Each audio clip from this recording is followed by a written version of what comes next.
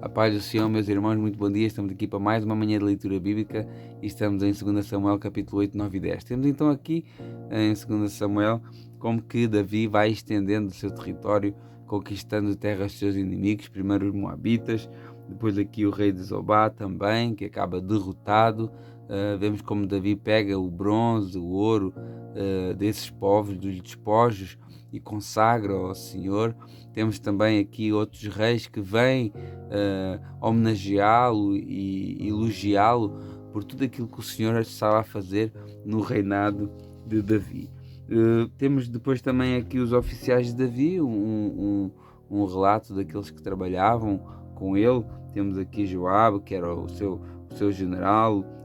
Temos os sacerdotes, temos aqui os escribas, todos aqueles que pertenciam ali à corte, né? E que ajudavam na direção desse reino. No capítulo 9 temos então a história de Mefibosete, que era filho de Jonatas, neto de Saul.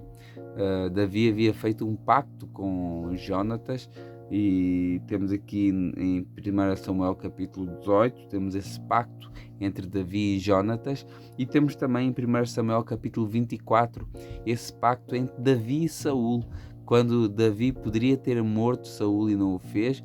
Uma das coisas que Saul lhe havia pedido é que ele não cortasse a sua descendência.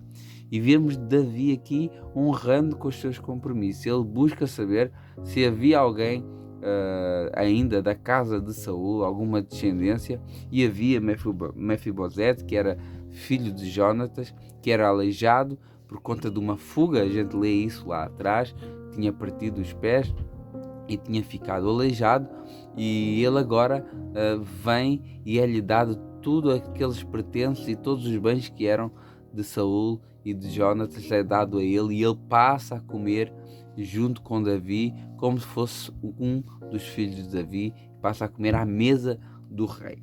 No capítulo 10 temos então mais uma vez essas conquistas de Davi.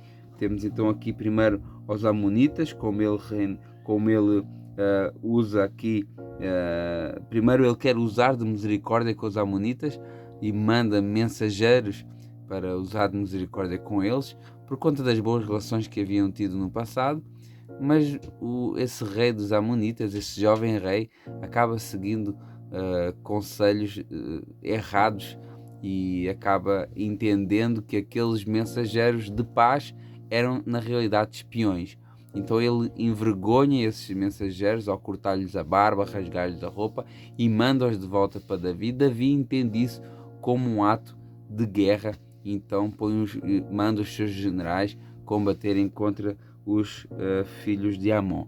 E vemos como que os filhos de Amon, mesmo contratando mercenários sírios, nada podem fazer, porque o Senhor era com eles. E o próprio Joabe, ele reconhecia isso, o general de Davi, ele reconhecia que se fosse da vontade de Deus, Deus iria livrá-los, e assim Deus fez. Davi depois entra e combate contra aqueles homens, e todos aqueles reinos ficam subjugados ao reinado de Davi. O versículo que eu gostaria de destacar está precisamente nessa história dessa batalha, em que Joabe, o general de Davi, diz assim: esforça-te e nos esforcemos pelo nosso povo, pelas cidades do nosso Deus, e faça o Senhor o que bem lhe parecer. Vemos aqui Joabe, né, que lá atrás até teve algumas atitudes irrefletidas, movidas por vingança, mas aqui ela reconhecer que Deus, ele governava e direcionava todas as coisas. Ele diz assim: olha, tu vais de um lado, eu vou do outro lado.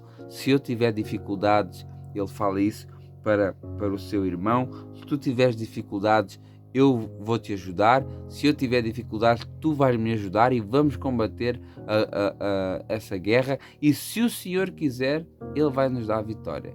Ele sabia que estava a lutar para aquele que era um homem segundo o coração de Deus, para aquele que tinha sido escolhido por Deus para governar o seu povo.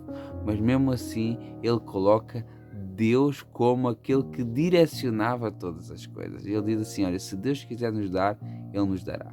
Hoje nós, às vezes, nas nossas orações, queremos obrigar Deus, queremos forçar Deus, às vezes quase que empurramos e colocamos Deus contra a parede.